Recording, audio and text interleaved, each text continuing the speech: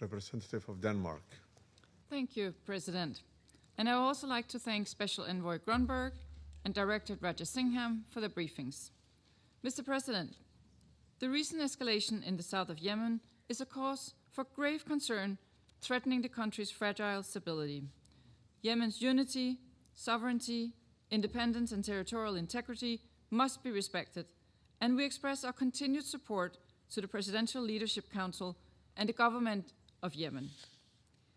Denmark calls for de-escalation through a return to dialogue and encourages all relevant parties to engage constructively in ongoing efforts. All political differences must be settled to re-establish conditions conducive to negotiating a nationwide, comprehensive political settlement to the conflict. We reaffirm our full support for the UN-led peace process and the efforts of Special Envoy Grunberg in this regard. Mr. President, as we enter the new year, many families regrettably continue to miss their loved ones, with 73 UN staff members brutally held in Houthi captivity. Denmark condemns the latest detention of a further 14 UN staff members, as well as the illegal referral of 3 UN staff members to the so-called Houthi Specialized Criminal Court. We strongly urge the Houthis to reverse course. All staff from the UN, civil society, NGOs, and diplomatic missions must be released immediately and unconditionally. The immunities of UN personnel must always be respected in Yemen and across the globe.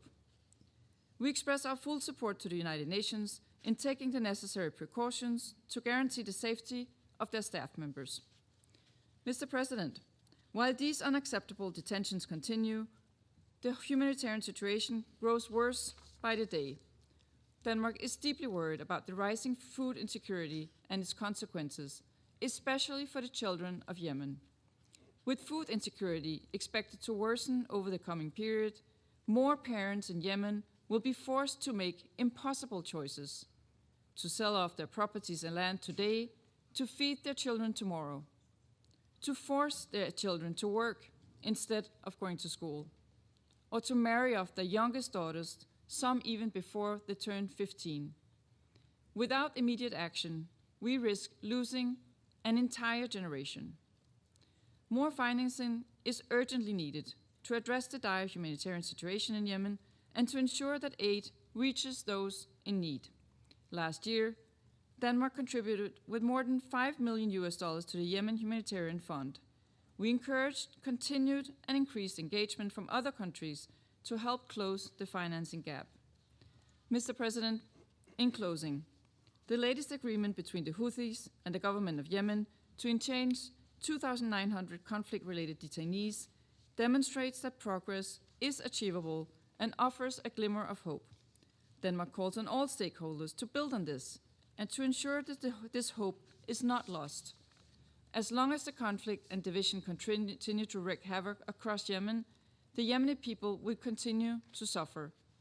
Setting differences aside and finally focusing on bringing peace, security, and prosperity to Yemen through dialogue is the only viable path forward. I thank you. I thank the representative of Denmark for the statement and now give the floor to the representative of France. Monsieur le Président, je voudrais tout d'abord remercier l'envoyé spécial du secrétaire général, M. Hans Grunberg, et le directeur et représentant du BCH, M. Ramesh Rajasingham, pour leurs interventions.